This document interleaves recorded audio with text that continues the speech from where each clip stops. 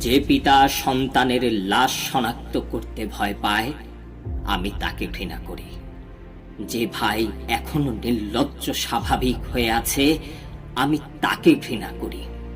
যে শিক্ষক ও বুদ্ধিজীবী, কবি ও কেরানি প্রকাশ্য পথে এখনো হত্যার প্রতিশোধ চায় না, আমি তাকে ঘৃণা করি। 8 জন মৃতদেহ চেতনার পথ জুড়ে শুয়ে আছে। আমি অপ্রকৃতস্থ হয়ে যাচ্ছি।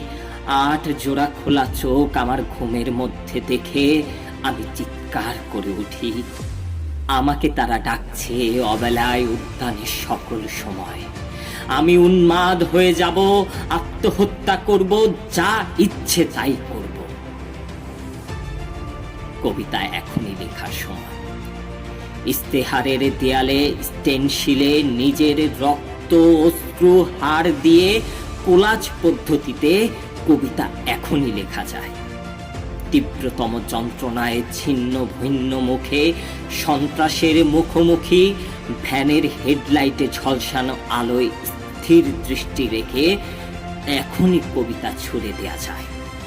.38 ও আরো যা যা আছে হত্যাকারীর কাছে, সব অস্বীকার করে এখনই কবিতা পড়া যায়। এই মৃত্যু উপত্যকা আমার দেশ না।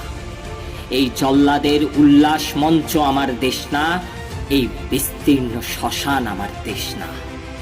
এই রক্তস্নাত কসাইখানা আমার দেশ না।